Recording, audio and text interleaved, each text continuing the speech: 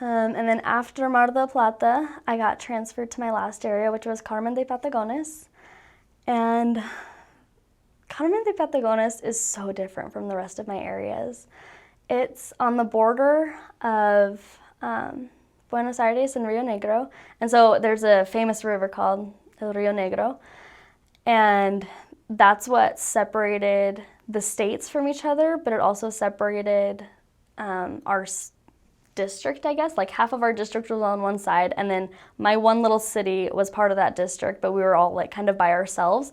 And so for district meeting every week, we had to cross this river. We would take a bus across the river, and it was like the most beautiful river you have ever seen in your life. And it was so amazing to be able to see it so much. But so that kind of took a lot of time out of our schedules on Wednesdays. I think we had our meetings on our Tuesdays.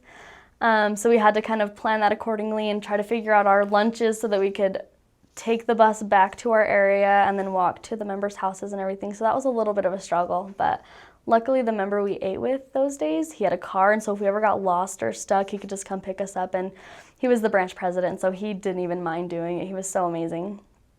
So that was really amazing because there was this beautiful river, and so I wanted to go to the river every P-Day just to go look at the water and look at all the ducks and everything, and it was so much fun. And we couldn't do it a lot, but I think my favorite part about that river was there's this little boat that can take you across the river. So there's two bridges. You can either take a bus across the bridge or you could take this little boat across the water. And that was my favorite thing to do, but we only did it once or twice because it just took longer and we didn't have time. But I remember for my birthday, we decided we were going to take the boat across and we were going to have lunch in the city. And we ate at this really random, it was like a Chinese buffet, but Argentine style. And it was really weird to see how they tried to combine both cultures in this buffet. And it was like the weirdest food I had down there, but it was still really good. But so that was one of my most fun days there, like besides working, that we had, because we just did the most random things and just had fun the whole day. And so that area is really special because of the river. Everyone loves it because of the river.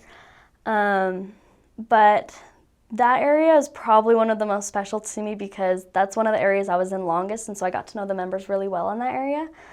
And that's the area I actually taught the family that was, trying to get divorced and remarried and everything. That's where they lived, and so they were just so amazing. And we got to teach their daughter, who was 8 years old, and then before I left, she was able to be baptized, and so it was so amazing to see how this family was just growing in the gospel so much.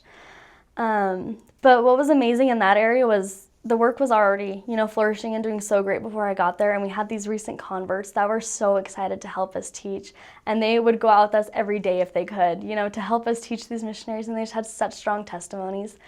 And we had a couple of recent converts that their husbands weren't members, and that was really hard for them, but they had such a great family life because in Argentina, family is like the most important thing down there, and they never really move far away from their family, and so they're always within a couple blocks of each other. And so we had a recent convert where her and her daughter were members, but her husband wasn't, and then she would always be with her sister's family, but no one in her sister's family were members. But while we were there, her nephew ended up starting to take the lessons. So they got permission from the parents, and they knew that we were, good people because her sister had talked up the church so much. And so because of that, the elders started teaching, both families and trying to just strengthen everyone there. And then it was so amazing to see that they convinced the mom that wasn't a member to go one Sunday, and because of that, she just had the strongest testimony, and it just changed her life.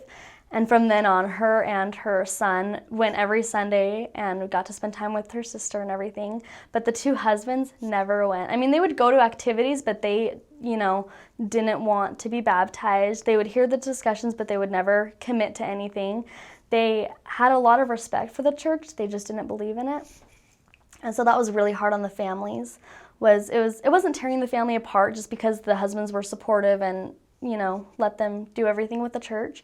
But it was hard to see that they couldn't find that happiness together as a family.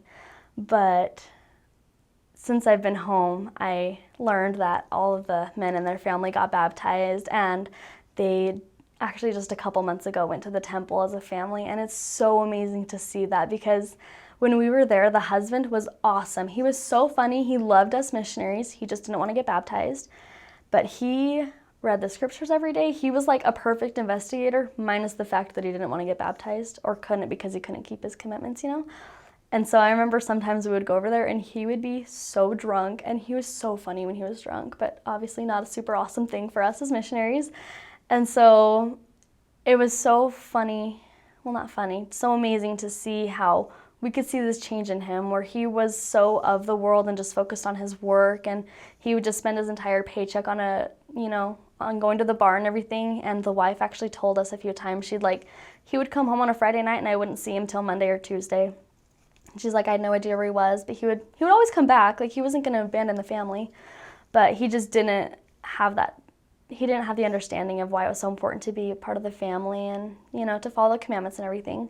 But it's so amazing to see the change that he's had, and he is so happy in the gospel, and he is constantly posting things on Facebook about the church, and he went to the temple and he was so excited about it, and he's constantly posting pictures of Jesus Christ and everything. And so it's so amazing to see how he finally was able to gain the testimony he needed to quit drinking and quit smoking so that he could get baptized and just be so happy with his family.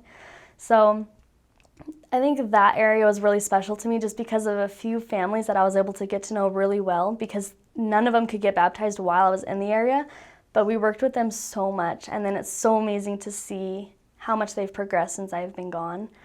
That area is so special because the members are so amazing down there, and they're all so willing to help out the missionaries.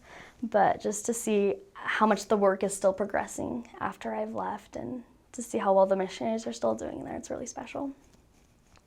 It was really sad to leave.